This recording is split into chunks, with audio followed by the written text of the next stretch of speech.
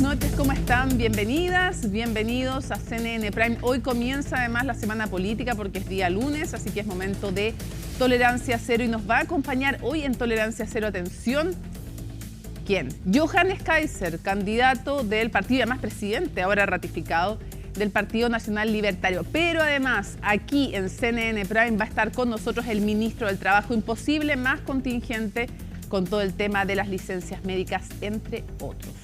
Vamos de inmediato a estos titulares. En Puerto Varas, el presidente Gabriel Boric anunció que el viernes va a comenzar la entrega del bono de recuperación, que va a variar según la afectación de las 220 viviendas dañadas por el tornado de ayer. Respecto a la red de radares meteorológicos que el expresidente Piñera comprometió en 2019, el mandatario dijo que habría que ver si fue una promesa sin financiamiento concreto. La contralora Dorothy Pérez anunció que a partir de ahora, todos los años se van a emitir informes sobre el uso de licencias médicas de manera agregada. Tras asistir a la Comisión de Salud del Senado, informó además que van a investigar los reposos médicos en Caprerena y Vipreca y si hubo funcionarios públicos con licencia que prestaron servicios a un segundo empleador. El fiscal regional de Coquimbo, Patricio Cooper, decidió no perseverar en el caso Sierra Bella, donde estaba imputada la exalcaldesa de Santiago, Iracy Hasler. El persecutor indicó que en el procedimiento realizado hasta ahora no se han reunido antecedentes suficientes para fundar una acusación de fraude al fisco y malversación de caudales públicos. Y en temas internacionales, un hombre fue detenido tras el atropello a una multitud en el centro de Liverpool. El hecho ocurrió en medio de las celebraciones de los hinchas por la victoria del equipo en la Premier League. Según las autoridades, el sospechoso es un hombre de 53 años. Todo esto y mucho más, aquí comienza CNN Prime.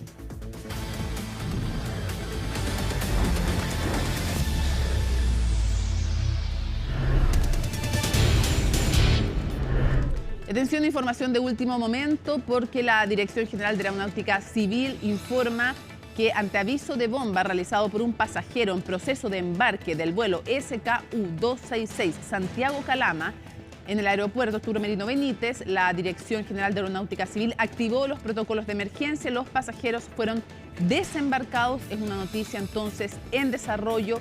Este vuelo ha sido evacuado, un vuelo de Santiago-Calama, porque hay un aviso de bomba. ¿De qué características? Fue una persona que nos estaba haciendo una mala broma, una absurda y ridícula broma, con todos los inconvenientes, o tenía antecedentes de algo más. Es lo que no puede saber de inmediato la autoridad y por lo tanto se siguen los protocolos y lo que corresponde efectivamente es evacuar el vuelo. Este vuelo iba desde Santiago a Calama y ha sido evacuado, entonces estamos esperando mayor información desde el aeropuerto Arturo Merino Benítez.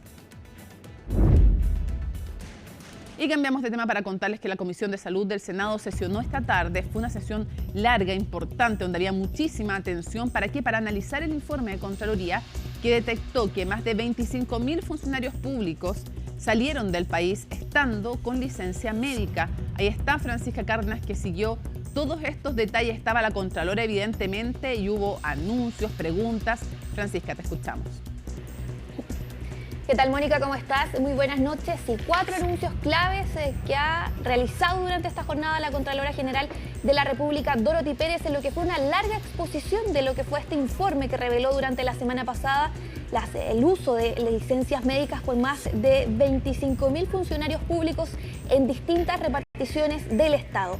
4 cosas claves, medidas que se van a tomar por parte del ente Contralor, que es, primero, año tras año, de manera anual, se va a elaborar un informe que hable justamente y que analice los viajes al extranjero y el uso de las licencias médicas de los distintos funcionarios públicos. Segundo punto clave que dijo durante esta jornada la Contralora, también se van a analizar los viajes nacionales en el territorio nacional, además de los en el extranjero, y eso podría revelar una cifra aún mayor que los viajes y el uso de licencias médicas que se ha dado en el extranjero por parte de distintas reparticiones públicas, distintos funcionarios de más de 700 reparticiones del Estado. Por otro lado, también se va a analizar los casos de personas que tendrían doble empleo, es decir, presentan licencia médica a un empleador y por otro lado también prestan servicios mientras presentan esa licencia médica a otros servicios.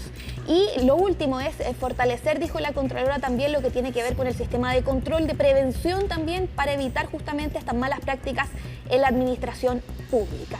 Se va a seguir analizando los distintos casos. De hecho, se ha propuesto y se ha dispuesto de un plazo también de horas por parte del Ministerio de Hacienda a través del ministro Mario Marcel, porque va a ser la cartera además encargada de lo que va a ser la comisión de ausentismo que se va a dar durante mañana también en el Ministerio de Hacienda a eso de las 4 de la tarde.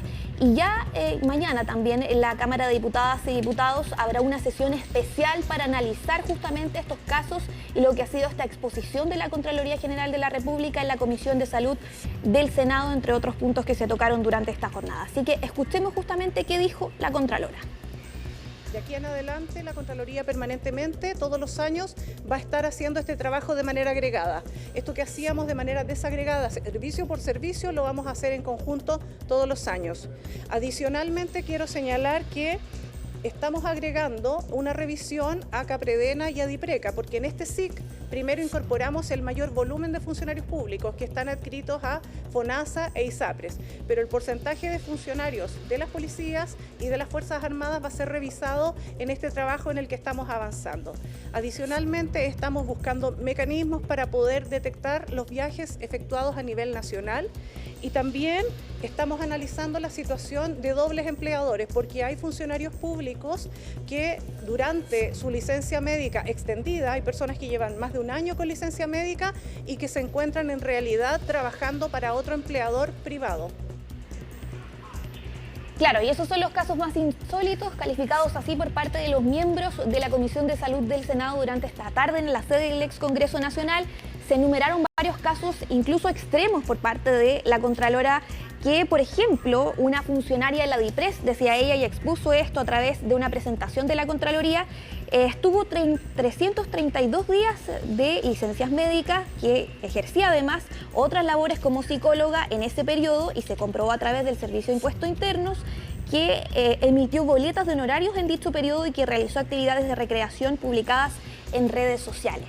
Otros funcionarios públicos también, Mónica, que incluso iban a estudiar al extranjero, posgrados, todo lo que tiene que ver con magíster, por ejemplo, y presentaban licencias médicas acá en territorio nacional. Por ejemplo, una funcionaria de la Subsecretaría de Salud Pública que presentó 141 días de licencia médica y se encontraba fuera de territorio nacional, estaba estudiando en el extranjero y el otro punto clave es que además se encontraba con el beneficio de 100% de teletrabajo durante todo ese periodo y pese a eso presentó esas licencias médicas. También en otros casos, como por ejemplo el Instituto Geográfico Militar, viajes por Europa, entre otros casos que presentó durante esta jornada la Contralora. Así que pasemos a escuchar parte también justamente de lo que han sido las otras reacciones, porque de esto también se ha referido el presidente de la República.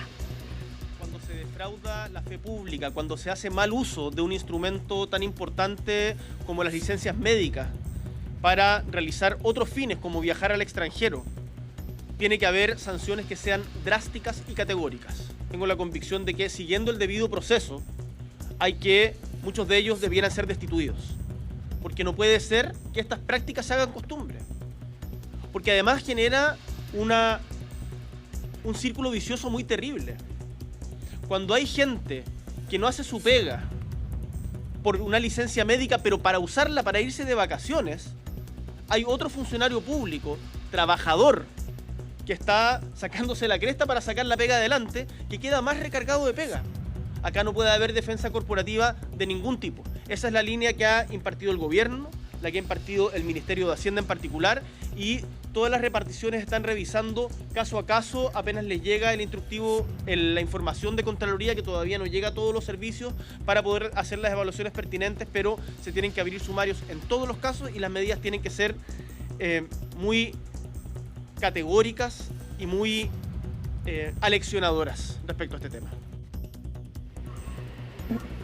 Claro, sumarios que se están intentando acelerar por parte del Palacio de la Moneda, previo además a la última cuenta pública del presidente Gabriel Boric del domingo que viene ya, Y por otro lado también se están analizando casos de subsecretarías, de ministerios, principalmente en esas áreas de donde se están intentando acelerar esos sumarios. Pero no solamente ahí, sino que también en los municipios también ya se ha desvinculado a algunas personas, por ejemplo en la municipalidad de Ñuñoa, que se desvinculó a 126 personas ya que tendrían que ver justamente con esta información de la Contraloría. Escuchemos también qué dijeron los miembros de la Comisión de Salud del Senado. En este escenario entonces se está cruzando información sobre lavado de dinero, se está cruzando sobre asociación ilícita y por lo tanto los delitos que pudieran verse involucrados ya no es solamente fraude al fisco, sino que puede ser algo mucho peor en algunos casos. No obstante esto, ¿cuál es el problema que tenemos como país? Es que esto es demasiado extendido, ha sido una práctica de demasiado tiempo, aquí mucha gente aprovecha, aparte de sus vacaciones, los días administrativos, en el caso de la función pública, pedir licencias médicas. Ahora, la intervención del Consejo de Defensa del Estado y del Ministerio Público tiene que ser con dureza. Si hubiésemos aplicado el 10% de lo que se robaron, no habría deuda hospitalaria o tendríamos hoy día la cantidad de funcionarios suficiente y habríamos terminado con la lista de espera. Yo espero que el presidente lo manifieste y dé una señal potente en su cuenta pública y se haga cargo, entre otros casos como el de Procultura, se haga cargo de explicitar qué va a hacer respecto al tema de las licencias médicas fraudulentas. Y ojo, que este no es un problema solo de los funcionarios públicos, también en el sector privado. Las licencias fraudulentas están transversalmente en todos los sectores de la actividad laboral de Chile. Este es un tema que viene hace años, no es algo propio de este gobierno, pero es el minuto que efectivamente deberíamos tomar rienda de este asunto y poder resolverlo. Claro, y hay varios proyectos, tanto en la Cámara de Diputados como en el Senado, que se están revisando, pero que están hace mucho tiempo en el Congreso, Mónica, un poco dormidos por parte de los senadores, por parte de los diputados, que ahora se van a comenzar a revisar con mayor profundidad, como por ejemplo uno que estaba y que se ingresó en el gobierno del expresidente Sebastián Piñera en el último gobierno, que persigue a médicos que otorgan gran número de licencias médicas. Eso, por ejemplo, se va a comenzar a revisar ya desde la próxima semana y además, como te decía, mañana habrá sesión especial también para ver este tema. Y por otro lado también ha habido un rechazo transversal por parte de los alcaldes en torno a los municipios, que también tienen muchos casos de personas y funcionarios públicos que viajaron justamente con estas licencias médicas. Así que escuchemos también qué dijeron algunos de los alcaldes. Si la persona está por código del trabajo en una corporación, o si la persona es de planta o es de contrata, la situación es distinta. Ahora, en todos los casos vamos a hacer sumario y salvo que haya alguna explicación muy buena, que lo dudo, yo creo que lo que corresponde en esto es una sanción drástica, que puede ser hasta la destitución. Nos parece que es una situación absolutamente irresponsable, que tiene que tener sanciones administrativas, pero también penales. Ese es el camino que hemos seguido en el municipio de Maipú en el pasado. De esa forma nosotros destituimos, por ejemplo, al exdirector de obra y también tuvo sanciones penales después de una denuncia de la Fiscalía. Y en el caso particular del nuevo informe que da la Contraloría, nosotros ya hemos instruido a iniciar los sumarios para lograr la destitución de todos los funcionarios involucrados y al mismo tiempo denunciaremos a cada uno de los involucrados a la Fiscalía para que también se persigan sanciones penales al respecto. Claro, y está el caso además de los más de 250 médicos, Mónica, ginecólogos que atendían partos en clínicas privadas mientras presentaban licencia en sus trabajos en hospitales públicos. Así que todo eso da para mucho análisis, para mucho tiempo y obviamente se va a seguir analizando por parte de la Contraloría General de la República, como lo han dicho durante esta jornada y mañana, como te decía, en una sesión especial que parte a las 6 de la tarde en la Cámara de Diputados. Muchísimas gracias por ese completísimo informe, Francisca Cárdenas, desde Valparaíso normalmente y ahora también reportando lo que allí ocurrió. Buenas noches. Nos vemos, Mónica. Que estés bien. Bueno, a casi un año de su anuncio en la cuenta pública, el presidente ante el Congreso, esta semana sería ingresado al Parlamento el proyecto de despenalización del aborto, una iniciativa que genera debate en el oficialismo debido a la fecha elegida para su tramitación, pero además genera debate porque no hay consenso, no todos en el oficialismo están de acuerdo con un aborto legal sin causales, mientras que en la oposición ya hay voces que llaman a rechazar de plano este proyecto, como nos cuenta Colomba Eijols. En pleno año electoral y a puertas de la última cuenta pública del presidente Gabriel Boric, la ministra de la Mujer, Antonia Orellana, anunció que esta semana se ingresará al Congreso el proyecto de aborto legal, uno de los principales compromisos de campaña del mandatario. El anuncio, aunque esperado por algunos en el oficialismo, generó diversas críticas en la oposición, sector que ya adelantó que votará en contra. El gobierno sabe que no tiene los votos para aprobar una ley de aborto, ni tampoco el tiempo suficiente para tramitarlo, pero lo hacen para desviar el foco de la atención de los temas que realmente importan y trasladar la discusión política a temas que son valóricos, a temas que le importan única y exclusivamente a cerca del 30% de la población. Si la democracia lo debate y lo aprueba, bien está. En mi caso personal creo que no están las condiciones para aprobar un proyecto de esas dimensiones. Yo no lo voy a apoyar. Algunos en el oficialismo han manifestado que tampoco le darán su apoyo, mientras que quienes están a favor de aprobar la iniciativa cuestionan si el proyecto fue realmente una prioridad para el Ejecutivo. Señalan que de haberlo sido, se habría ingresado tras el anuncio del presidente Boric en la cuenta pública del año pasado. Durante el segundo semestre de este año ingresaremos un proyecto de ley de aborto legal. Soy contrario al aborto provocado. Sí creo que es un tema que se debe discutir. Si el gobierno hubiese tenido la voluntad política de hacerlo al principio, lo habría hecho el primer año y no a 10 meses de terminar el gobierno. En ese sentido creo que esto va a ser testimonial. Si un tema es prioritario, uno lo presenta a tiempo. Por supuesto que nos llama la atención que recién a estas alturas se está ingresando el proyecto de aborto a plazo. Un proyecto que yo por supuesto voy a apoyar, pero que también desearía que se esté tratando de manera estratégica.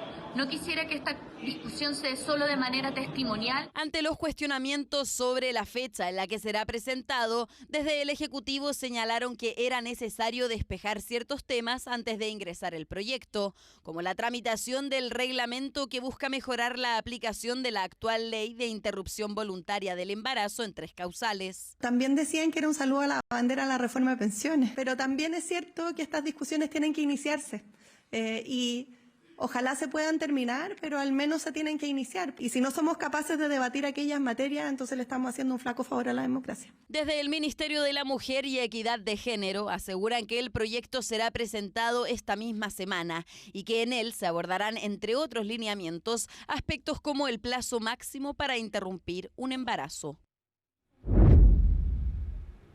Los candidatos presidenciales del oficialismo se enfrentaron hoy en un debate radial en Radio ADN, el primero, de hecho, que se transmite a través de algún medio de comunicación, donde mostraron sus diferencias respecto a varios temas: la migración irregular, el acuerdo entre Codelco y SQM para explotar el litio o el tema del aborto fueron parte de esas diferencias. Sin embargo, algunos emplazamientos cruzados marcaron el foro entre los postulantes a la moneda. Los detalles con Macarena Román.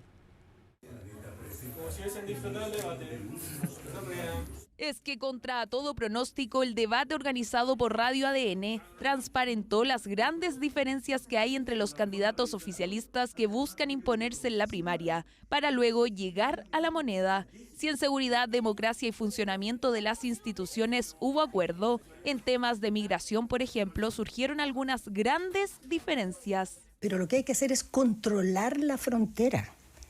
Porque el problema que hay en el país es que a través de pasos irregulares entran personas sin ningún permiso del Estado. ¿Es populista hablar de cierre de fronteras? O sea, es que es un desconocimiento, porque no hay una llave para cerrar la frontera, hay que controlar, hay que estar ahí. Yo no acepto que me digan desconocimiento. Yo creo que si hubiera sido tan fácil, ¿por qué no tomaste la medida antes? Digamos, ¿por qué no fueron más? Porque no es tan fácil y tomé las medidas antes. Fue justamente Jaime Mulet el más crítico con sus contrincantes.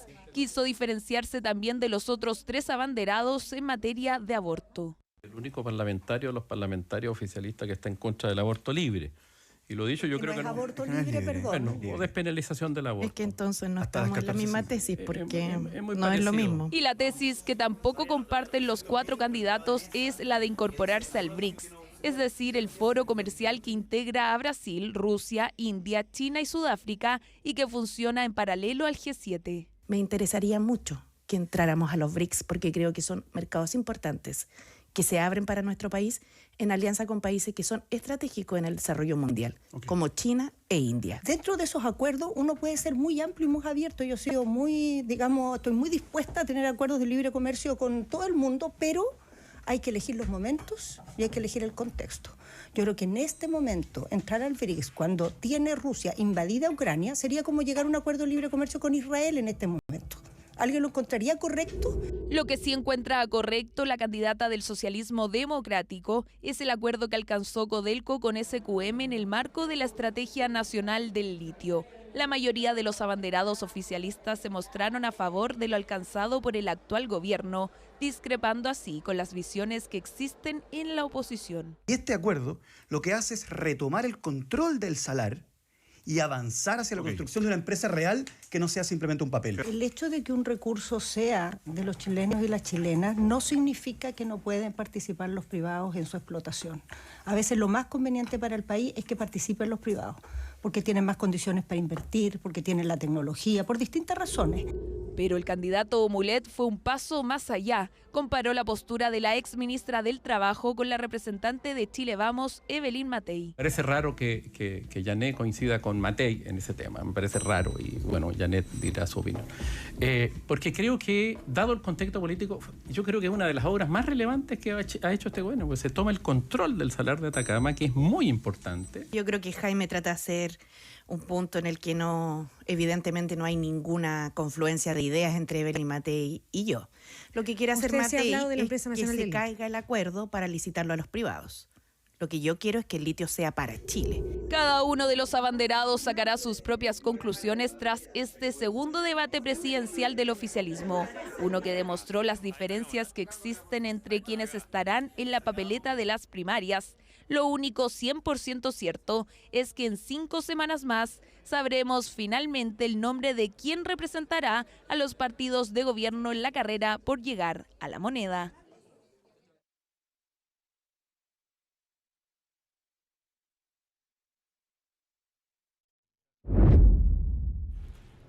Seguimos avanzando en las informaciones. Aunque nos parezca raro, lo cierto es que los tornados en Chile no son un fenómeno nuevo y menos algo de lo que podamos olvidarnos, ¿no?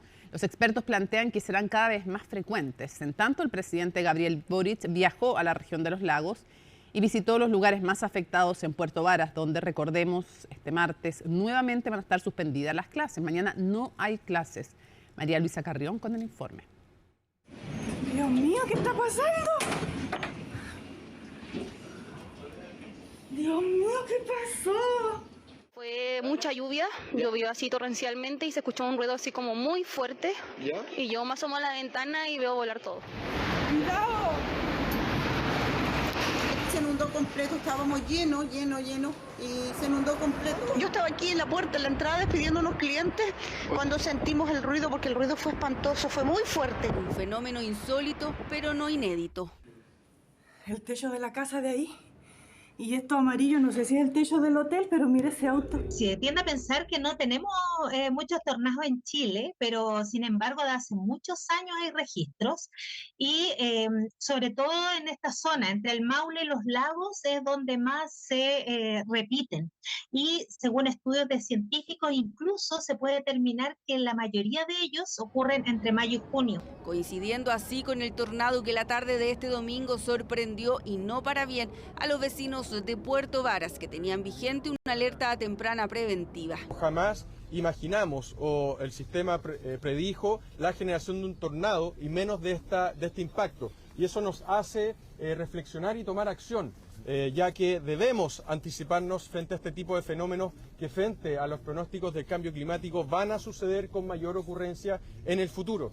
Esta es la calle del Salvador en Puerto Varas, después de este inesperado y raro tornado. Aquí, por ejemplo, aquí se puede ver esta calle que está completamente tapada de escombros, no sé. Un despertar complejo que nos recuerda la fuerza de la naturaleza. Vamos a los datos. El registro más antiguo de tornado que se recuerda en nuestro país también fue en la región de los lagos. Se trata de uno que ocurrió en Carelmapo en 1633. De allí saltamos a 1934 a Concepción, donde un evento de estas características dejó lamentablemente 27 personas fallecidas. Y cómo olvidar los 7 fenómenos similares que se produjeron en 2019, un brote sin precedentes para Chile. Lo que nos lleva a preguntarnos, ¿tenemos la tecnología para detectarlos? La respuesta es no, nos faltan radares meteorológicos. Los radares nos ayudarían mucho, desde saber cuánta agua va a precipitar, ¿no?, por una cantidad de tiempo determinado, hasta saber el desarrollo de tormentas. Hay una formación de tipos de nube que, por ejemplo, están más relacionadas con este tipo de eventos, ¿ya? Entonces, al tener un radar podríamos monitorear esto, ¿no? Podríamos hacer un escáner de la atmósfera. El problema de los radares es que necesitaríamos cubrir mucho territorio, porque el radio del radar, no necesariamente los tornados se van a formar donde nosotros instalemos un radar. En países como Estados Unidos, por ejemplo, hay una red súper densa de radares, con tal de que el haz de un radar se interconecta con el de otro radar, claro, y así van cubriendo mucho territorio, ¿no? Entonces, es una tarea que no va a ser de corta solución. Análisis en CNN Tiempo, porque los desafíos son muchos. El tornado en Puerto Varas dejó diversas personas heridas y cientos de daños materiales. Análisis preliminar de la emergencia, se identifica un tornado de categoría 1, el cual tiene una trayectoria desde norte hacia sur por la comuna de Puerto Varas, afectando principalmente el sector alto, en donde actualmente se reportan, y el catastro inicialmente reportan alrededor de 250 viviendas afectadas, con distintos tipos y niveles de afectación. A la zona no solo se desplazó el subsecretario del Interior. La tarde de este lunes, el presidente Gabriel Boric recorrió los sectores más afectados por la catástrofe. Rápidamente después del comité político, porque creo que es importante ver en terreno los efectos de catástrofes como esta y poder estar con la gente, poder escuchar de primera fuente qué es lo que pasó, qué es lo que se necesita, también dar contención y seguridad respecto de lo que viene. En lo inmediato se seguirá aplicando la ficha básica de emergencia y se espera que entre viernes y lunes se paguen todos los bonos de recuperación. En paralelo, también se hará un catastro para ayudar a las familias a comprar materiales. Si en algo fueron enfáticas las autoridades es en pedir respeto a los trabajos de remoción y a no ir a Puerto Varas a menos que sea estrictamente necesario. La Fiscalía Regional de Coquimbo decidió no perseverar con la investigación del polémico caso Sierra Bella, solicitando cerrar la investigación sin imputados para ser formalizados ni acusados, luego de 2 años de investigación en los que, dijeron, no se lograron recopilar suficientes antecedentes para demostrar la existencia de los delitos. Los detalles en el siguiente informe de Miguel Ángel Araya. Llegó la lluvia a Santiago y a otras localidades de la zona centro-sur, pero a quien le llueve sobre mojado es al fiscal regional de Coquimbo, Patricio Cooper, luego de que se conociera que presentó un escrito al 7º Juzgado de Garantía de Santiago solicitando que se cite audiencia para comunicar el cierre de la investigación y decisión de no perseverar en la causa conocida como Sierra Bella. Según el documento al que tuvo acceso CNN Chile, este lunes 26 de mayo se cerró la investigación del caso, en el que se encuentra en calidad de imputada la exalcaldesa de Santiago, Iracy Hasler, y es en este punto de la indagatoria que el fiscal Cooper llegó a la conclusión de no perseverar en el procedimiento porque no se han podido reunir los antecedentes necesarios para proseguir con la persecución penal, una decisión judicial que puso contento a más de uno de los protagonistas del caso. Como sostuve desde el primer momento, soy inocente de los cargos que me imputaron políticos del Partido Republicano, que mal utilizaron la justicia para obtener ganancias políticas. Hace más de 2 años que inició esta investigación y que ha tenido filtraciones sistemáticas y malintencionadas para generar un daño político y un daño electoral. Esta causa sin duda que se podría haber cerrado mucho antes, sin embargo se mantuvo abierta hasta después de las elecciones municipales. Si bien estamos conformes, vamos a reiterar nuestra solicitud de sobreseimiento definitivo para que se establezca la total y absoluta inocencia del señor Felipe Sánchez, porque entendemos que es la única resolución que puede restituirle, en cierto modo, todo el daño y el perjuicio que se le ha causado. Cabe recordar que fue a raíz de este caso que se accedió a los chats entre la exalcaldesa Hasler y la diputada del Partido Comunista, Carol Cariola, tras lo que se inició una nueva causa penal por los presuntos vínculos de la parlamentaria con empresarios chinos, en los que se podría configurar el presunto delito de tráfico de influencias. Y es así como incluso la diputada Cariola tuvo palabras a través de sus redes sociales para referirse a la decisión del fiscal Patricio Cooper. Como siempre lo sostuvo, Iracy Hasler es inocente. Políticos del Partido Republicano, sin embargo, embargo usaron la justicia para obtener beneficios políticos. En este caso todo fue filtrado a la prensa e intoxicaron a la opinión pública. Ese es el libreto de la extrema derecha y estoy segura que lo seguirán aplicando. También lo van a hacer en la presidencial. Esperamos que en nuestro caso el fiscal tenga a la vista la validez de los antecedentes y que no se demore 2 años en descubrir lo que la prensa y la opinión pública evidenciaron a los pocos días del allanamiento el día de mi parto. Que esta investigación se está sustentando en antecedentes falsos, como siempre hemos reafirmado. Pero, ¿qué significa que no se persevere en una investigación? Lo que está señalando es que no ha logrado reunir antecedentes suficientes para fundar una acusación. No tiene antecedentes probatorios suficientes para dirigirse en contra de determinada persona. La comunicación de no perseverar, si bien en teoría no implica un término definitivo del caso, en la práctica siempre suele serlo.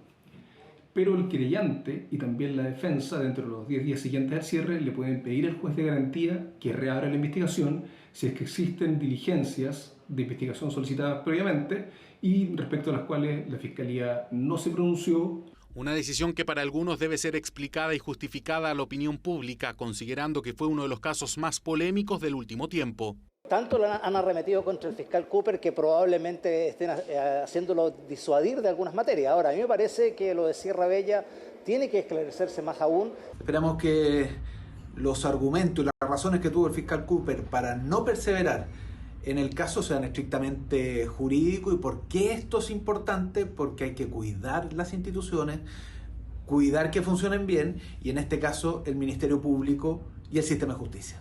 Sería lamentable que a puertas de los alegatos para la remoción del fiscal en la causa de Carol Cariola esto se tratara de una operación política. Es bastante insólito que después de todos los antecedentes que se han conocido en esta causa, finalmente la investigación no llegue a nada. De este modo, el polémico intento de comprar la exclínica Sierra Bella por cerca de 8.000 millones de pesos quedaría sin responsabilidades penales, sino que más bien en un mal negocio con grandes costos políticos. En temas internacionales, la ofensiva israelí en Gaza continúa dejando decenas de muertos cada día. Un nuevo ataque aéreo contra una escuela hoy lunes dejó más de 30 víctimas fatales, mientras que el ejército israelí advierte sobre, comillas, en sus palabras, un ataque sin precedentes contra el sur del enclave palestino. Laura Soto nos cuenta. انت بخير وان شاء الله حتعدي انت دايما بتطمني بدي اياك تقوم وتطمني انا على الباب قاعده ماشي. Tahani Yahya al-Nayar le habla a su hermano, quien se debate entre la vida y la muerte. Hamdi se encuentra hospitalizado al sur de Gaza, luego de sufrir un ataque israelí contra su casa este fin de semana. 9 de sus hijos murieron, solo uno logró sobrevivir. Adam, que al igual que su padre está siendo atendido en el Hospital Nasser, el mismo lugar donde su madre estaba trabajando como médico cuando ocurrió el bombardeo. La esposa de mi tío, la doctora Alaa Amir al-Nayar, es pediatra. Atiende a niños y en un instante sus hijas e hijos murieron en sus manos. Uno de los trabajadores de la defensa civil me entregaba uno de los cuerpos. Ella, que estaba a mi lado, la reconoció. Dijo, esta es rival, dámela. Fíjense en su instinto maternal, como si su hija aún estuviera viva. Pidió tenerla en brazos. Como ellos, son cientos, sino miles las familias desgarradas por la guerra. Decenas de personas han muerto cada día en el enclave palestino en medio de una intensificación de los ataques aéreos israelíes. Este lunes, al menos 36 personas murieron en un bombardeo contra una escuela que funcionaba como refugio en la ciudad de Gaza. La mayoría de las víctimas eran mujeres y niños. Anoche estábamos durmiendo y a la 1 de la madrugada fuimos atacados directamente sin previo aviso. Todos los atacados eran civiles. Ninguno de los mártires estaba afiliado a ninguna organización ni al ejército.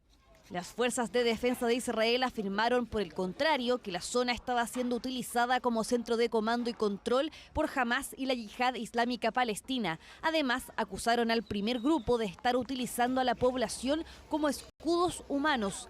La presión internacional sobre Israel va en aumento. España lideró este domingo un encuentro entre naciones europeas y árabes para exigir el fin del bloqueo israelí en Gaza y el cese de las hostilidades.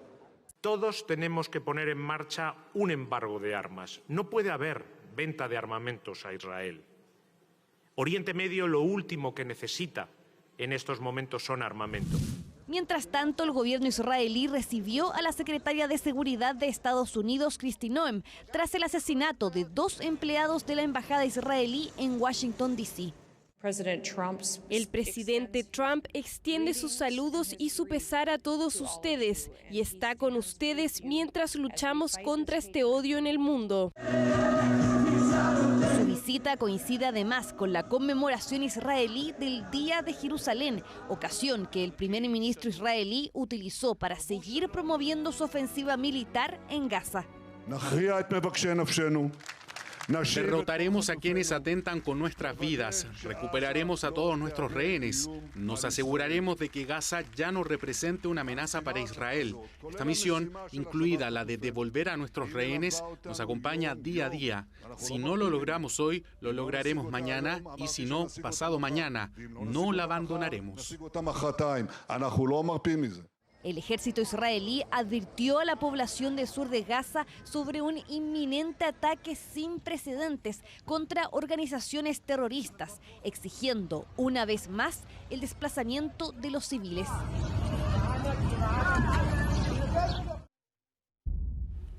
Lo habíamos anunciado, nos acompaña el ministro del Trabajo, Jordi Boccaccio. Gracias por estar con nosotros. Hola Mónica, muy buenas noches. Muchas gracias por la invitación. Bueno, ineludible el tema, ha sido el tema de varias semanas y quisiera preguntarle su opinión general primero respecto a lo que hemos visto, este escándalo por 25.000 funcionarios públicos usando licencias y saliendo del país. Eso nos permitiría pensar de inmediato que si esos son los que salen del país, ¿cuánta gente más ha usado de manera fraudulenta el sistema de la licencia médica? Bueno, lo primero, Mónica, estamos evidentemente ante hechos indignantes y que requieren de la máxima rigurosidad del Estado para que estos hechos que han ocurrido en municipalidades, en gobiernos regionales, en universidades, en el gobierno central, sean investigados de manera rigurosa y se sancionen con las máximas penas que el derecho administrativo, con el código, el estatuto del derecho establece. En ese marco creo que es bien relevante además porque esto es importante. Primero porque defrauda la fe pública que tiene la ciudadanía, no solamente en el Estado, sino que también en un sistema de seguridad social que está hecho para que tú cuando te enfermes tengas una seguridad que vas a poder recibir tu remuneración y poder descansar. Y segundo, porque también esto es indignante para los cientos de miles de funcionarios que están haciendo su trabajo. O sea, que quedan como con doble pega. Que tienen que además estar cubriendo a las personas que no vienen y por lo tanto eso no solamente es gravísimo, es indignante, sino que además requiere de una intervención muy rápida de parte de nosotros como gobierno. Dicho eso, creo que es bien importante también dar a conocer que este informe que nosotros valoramos de Contraloría, porque pone de relieve público un problema de ausentismo laboral en el Estado que hace tiempo que lo veníamos trabajando como gobierno y creo que en ese marco refuerza ciertas líneas de trabajo, pero también nos pone sentido de urgencia en ciertos temas que muchas veces si no ocurrieran estas coyunturas avanzarían quizás menos rápido. Así que en ese marco no solo estamos indignados, no solamente vamos a aplicar todo lo que nos permite hoy día el estatuto administrativo, sino que también avanzar en ciertas líneas para abordar el problema que va más allá solamente de estos datos que hemos conocido. Un par de datos que no necesariamente todos manejan en el Ministerio del Trabajo, que es como una ironía, digamos, que se ocupen licencias falsas en cualquier lado del aparato público, en el Ministerio del Trabajo, imagínense, digamos. ¿Cuántos casos tenían ustedes en el Ministerio del Trabajo? Mira, nosotros recibimos este informe, inicialmente teníamos alrededor de 450 licencias, pero cuando las llevamos a casos de personas lo pudimos reducir alrededor de 181, no es poco ya igual, sea porque personas ya no estaban en el servicio, habían quizás algunos errores en las bases de datos, pero entre 450 y 181 nos parece igual de grave y por lo tanto ya instruimos el día de hoy la totalidad de los sumarios y vamos a cumplir los tiempos que la ley nos permite. Ministro, y cursar las sanciones que estimemos necesarias. Ahí le voy a ir preguntando un par de cosas, pero antes, en términos también generales, la Contralora hoy día en la comisión, en el Parlamento, decía que ya había ordenado incluso sumarios a la dirección del presupuesto, de unos casos que son de verdad que de vergüenza, o sea, una persona estudiando en el extranjero con licencia, viajando de un continente a otro, una vergüenza, si ya eso yo creo que lo sabemos y la indignación es total. Afortunadamente no nos acostumbramos y todavía nos indigna, digamos, pero ella dice que ya había ordenado sumarios, que había alertado este tema. Entonces la pregunta es, ¿por qué no se había hecho más? En términos generales, ¿por qué no se había hecho más? ¿Por qué tiene que venir, en el fondo, la Contralora a hacer un cruce que pareciera ser que se podía hacer porque había, de hecho, un convenio entre la PDI y la Suceso. O sea, digo, la pregunta como básica es si la Contralora pudo hacer este cruce entre licencias y viajes al extranjero y detectó 25.000 casos, enhorabuena que lo detectó, digamos, no que se producen, ¿por qué el gobierno no pudo hacer eso? Este y los pasados.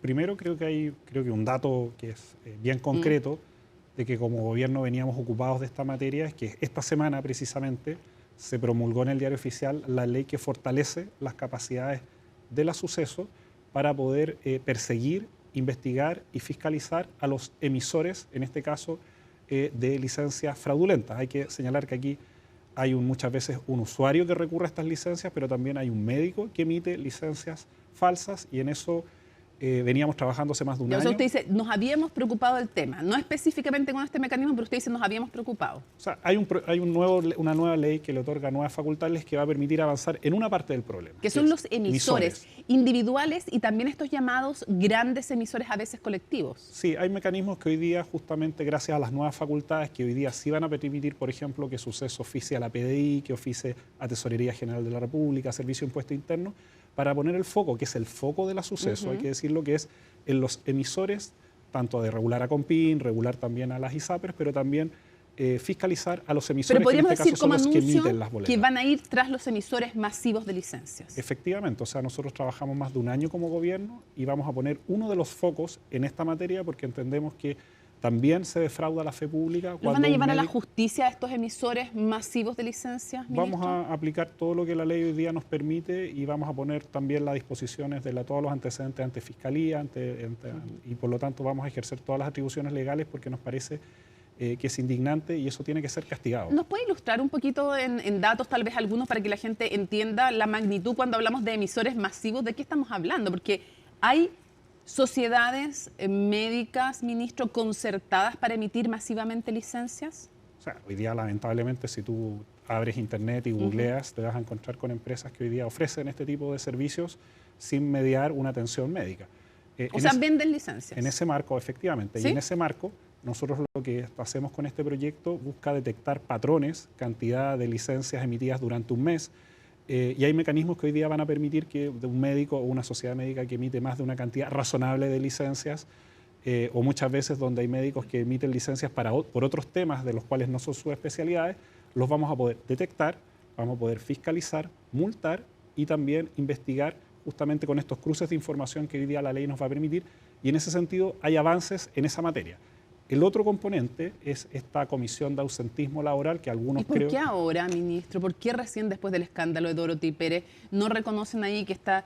O sea, el ausentismo lo sabemos hace muchísimo tiempo, o sea, es bastante más, además, en el sector público que en el sector privado. Entonces, estamos hablando de 30 días más o menos. No es de ahora. Nosotros, y esto es cosa de revisar los antecedentes, en el último ley de presupuesto hay un acuerdo para enviar un proyecto de ley que moderniza el seguro de invalidez laboral. Sí, pero y además, esta comisión que anunció el ministro Marcel está definida, en esto hay que hacer un poquito de historia, porque nosotros en la última negociación de reajuste del sector público, haciéndole ver este tema a la mesa del sector público, acordamos, además del reajuste, que es lo que finalmente se capta a todas las cámaras, una mesa de ausentismo laboral que iba a abordar estos temas y que está operando. Por lo tanto, no es una comisión, y esto es importante que lo sepa la ciudadanía, que se constituyó ahora a propósito del informe. Usted dice, venía del acuerdo que viene funcionando. Y otro proyecto de ley que tenemos comprometido, dos más, uno que es fortalecer las capacidades del COMPIN para fiscalizar a quienes usan las licencias médicas, y además también un proyecto de interoperabilidad que nos permite de manera eficiente, porque el Estado tiene mucho registro administrativo, pero no es tan sencillo como parece cruzar estos datos y hacerlo de manera eficiente.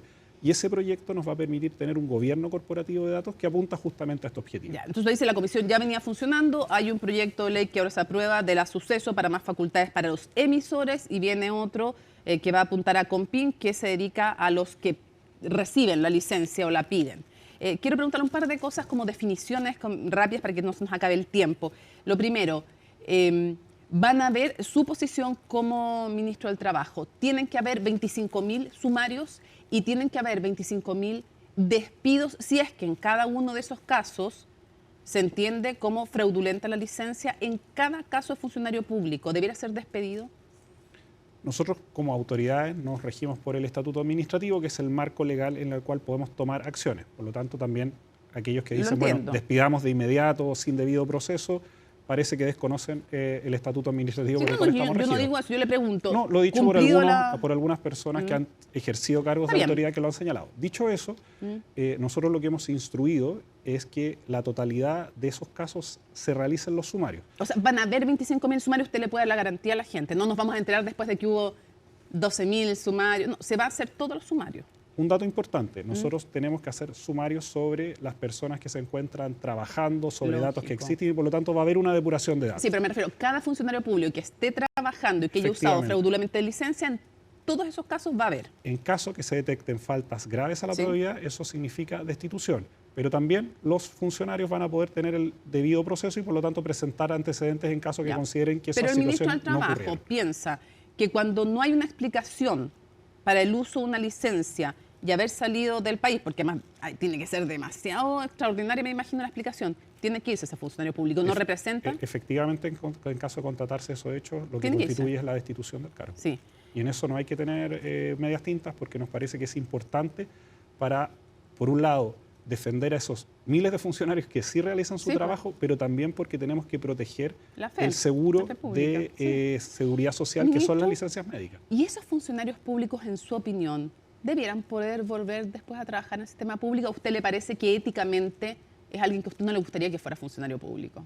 Evidentemente, un funcionario público que defrauda de manera significativa la fe pública no es una persona con la cual uno debiera pensar que se puede desempeñar de buena manera en el sector público. O sea, no debiera volver al sector público. Dicho eso, el estatuto administrativo establece sanciones de destitución, en otros casos destitución con prohibición de ejercer por un plazo de tiempo cargos públicos, y esos son los marcos y son los límites con los cuales nos podemos mover. ¿Y en este caso podrían volver? Va a depender de cómo se constituya la falta a la probidad, y en el caso de faltas graves a la probidad, como te decía, ¿quedan inhabilitados? Y en algunos casos podría generar una inhabilidad por algún tiempo. ¿Cuánto es lo máximo que dice el estatuto administrativo que pudiera quedar alguien inhabilitado? ¿Puede quedar de por vida? 5 años la sanción máxima que establece el estatuto administrativo. ¿Debiera cambiarse la legislación para que en estos casos la sanción sea la más grave, destitución, pero además inhabilitación para siempre?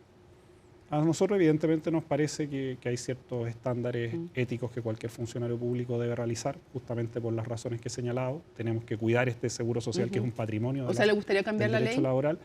Pero hoy día el foco, y hay que señalarlo, y las energías parlamentarias de las múltiples estrategias que uno podría llevar adelante, está puesto en estos 3 proyectos. No, yo lo sé, pero yo le digo, en términos ideales, en un mundo ideal, si usted pudiera cambiar la ley y tuviera el tiempo, las energías y todo, ¿le gustaría que la sanción máxima fuera que no pudiera volver en casos graves de defraudación al sistema público?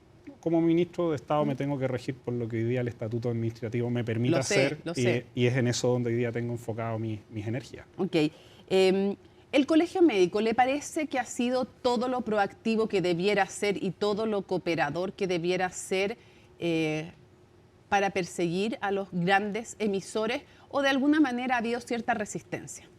Derechamente, porque sé que no es un tema cómodo. Si bien el Colegio Médico participó en distintas instancias de diálogo en estos procesos del proyecto de ley que comentábamos recién, que aumenta las capacidades fiscalizadoras, y hay ciertos aspectos que fueron considerados en el proyecto de ley, como cualquier proyecto de ley que se establece, creemos que en su momento ciertas posiciones públicas que estableció próximamente a aprobarse este proyecto de ley quizás no fueron en la dirección que este proyecto establecía, y en ese sentido creo que también el Colegio Médico puede hacer más en esta materia, porque finalmente también los cientos de miles de médicos que realizan un trabajo honesto y justo también se ven perjudicados cuando un grupo particular emite licencias que abiertamente son fraudulentas. Entonces, así como tenemos que proteger la labor de los funcionarios públicos, también tenemos que proteger a esos cientos de miles de médicos honestos, y para eso evidentemente hay que ser muy duro y tener tolerancia cero con aquellos que efectivamente defraudan al Estado, la fe pública y nuestro sistema de seguridad social. Si usted dice el Colegio Médico, ¿podría ser más? ¿A usted le gustaría que tuviera una política más fuerte de tolerancia cero? Porque se lo digo porque vimos hace poco, a raíz de este proyecto que ya es aprobado, que busca que el suceso pueda ir tras estos grandes emisores individuales o colectivos de licencia, vimos una reacción indignada, que había excesiva fiscalización, un inserto en medios escritos. Por eso le pregunto, ¿a usted le gustaría mayor firmeza del colegio médico, tolerancia cero? Nosotros esperamos que para los nuevos proyectos de ley que van a seguir regulando el sistema, tengan una posición más proactiva, más colaborativa, entendiendo que ellos tienen que jugar su rol como colegio, pero si tenemos un objetivo común, creo que podemos encontrar espacios de acuerdo y esperamos que tengan también un rol activo en avanzar ahora en estos nuevos proyectos de ley que buscan también abordar estas otras aristas que el proyecto anterior. Pero le gustaría más proactividad. Nos gustaría que fuera un protagonista también de estos debates. Vamos a casos particulares que son especialmente complejos. Lo primero quiero preguntarle, Marcos Barraza renunció. Primero quiero preguntarle a qué renunció, la gente no sabe muy bien. ¿Qué hacía Marcos Barraza en el, no digo qué hacía como qué hacía, sino que cuál era la labor de Marcos Barraza, militante del Partido Comunista, en el Ministerio del Trabajo? ¿Era asesor suyo? ¿Qué hacía? ¿Cuál era su labor? Bueno, lo primero es señalar que independiente del grado de conocimiento público o el papel que jueguen en el sistema político los distintos funcionarios del Estado, todos aquellos que están en el listado de entregó la Contraloría tienen que someterse a los sumarios y es allí el espacio donde harán los descargos si efectivamente lo que se les imputa es efectivo o no. Y por lo tanto nosotros tratamos con la misma vara a todos los funcionarios que hoy día están en ese listado. Dicho eso, el día de hoy el exfuncionario ahora Barraza trabajaba como asesor del gabinete de la Subsecretaría del Trabajo, del subsecretario Pablo Chacón. Él presentó su renuncia por motivos personales, que fue lo que él emitió en su... ¿Trabajaba antes con usted en la subsecretaría o llegó a trabajar con el nuevo subsecretario? No, él llegó a trabajar como asesor del gabinete del nuevo subsecretario, no trabajó conmigo como asesor. Y una pregunta a usted, ¿qué le parece que él diga en su declaración pública? Bueno, entiendo que, primero, ¿usted le parecieron satisfactorias sus explicaciones? Tal vez es bueno decirle a la gente que él lo que dice es había un traslape entre mi retorno del extranjero y la licencia médica que recibía. ¿A usted le pareció satisfactoria la explicación? Primero, hay que recordar que este es un sumario que se va a activar en la Municipalidad de Santiago cuando él cumplía los roles como funcionario allí, no en el Ministerio del Trabajo. Y correcto. Lo segundo, a quien tiene que parecerle satisfactoria esa respuesta es al fiscal que realiza el sumario y él tiene que evaluar si efectivamente la razón que establece. Cuando hay sumarios en curso, como autoridades tenemos que suprimir nuestra opinión, ya que tenemos que dejar que ese sumario ocurra. Entiendo, pero a lo mejor lo que sí me puede decir es que le parece que él diga que aquí hay una explicación, que él dio su explicación, pero sobre todo llama la atención que él señala que la derecha y especialmente la actual alcaldía de la Municipalidad de Santiago me han tratado de involucrar. Dice que hay una persecución política y dice la acusación es falsa, pero dice además que hay una campaña de desprestigio injusta, rebuscadamente malintencionada. Entonces le está acusando persecución política. Y aquí hay una información que emana de la Contraloría. Nosotros en ese sentido... ¿Usted le parece alegar eso públicamente? Que hemos dicho que lo corresponde. Si un funcionario está en el listado, como esos otros 4.999 funcionarios del listado, se van a tener que presentar en los sumarios, van a tener que presentar sus descargos y a nuestro juicio no deberán haber diferencias entre un funcionario que tiene mayor connotación pública que otro y lo que corresponde es que él responda con sus descargos en ese sumario, más allá de hacer interpretaciones de esos sumarios, ya que, como te vuelvo a decir, hay muchísimos funcionarios que están en esta situación, independiente del grado de conocimiento público que tienen. Y que no están acusando persecución política. Lo que corresponde es que ellos presenten sus descargos de manera individual en el sumario respectivo. ¿Qué gravedad le asigna a que también, porque es bueno contar a todo esto, el actual alcalde de Tacna, del Partido Republicano, también, o de Macul, perdón, de Macul, que fue a Tacna, es de Macul, que antes era funcionario, también estás en este listado de otro sector político, para que vean que estamos nombrando todos los sectores políticos, pero son los que más han llamado la atención porque es como, son funcionarios además públicos, son conocidos. Entonces, ese es otro de los casos. Pero quiero preguntarle por el vicepresidente del Colegio Médico. También aparece en el listado, también dice se traslapa en el fondo mi retorno, un viaje al extranjero, en fin. Y ha renunciado a su cargo. Él fue muy duro, además, con la ministra de Salud respecto a la fiscalización que se estaba haciendo por las licencias. ¿Qué gravedad tiene para la fe pública también que aparezca en el listado el vicepresidente del Colegio Médico, ministro? Mira, Mónica, cuando uno ocupa un cargo de responsabilidad pública y además un cargo de autoridad, que además no solamente implica responsabilidades administrativas y legales, sino que también una responsabilidad política, tenemos que ser doblemente cuidadosos y doblemente preocupados del accionar que realizamos, sino de lo contrario la señal que uno da al resto del servicio es más bien de relajo en términos de cumplimiento. Por lo tanto, nos parece que en general cualquier funcionario que haya estado sometido a esto es grave, pero quienes tenemos cargos de responsabilidad política en el Estado tenemos que ser aún más estrictos con nuestro comportamiento. ¿Y en el colegio médico? Y en ese sentido nos parece que debemos ser mucho más cuidadosos y efectivamente pareciera que son casos que ante la ciudadanía generan aún más indignación, ya que somos representantes de la ciudadanía, estamos llamados también justamente a cuidar nuestro sistema público, nuestro seguro social, y en ese sentido nos parece que es doblemente indignante.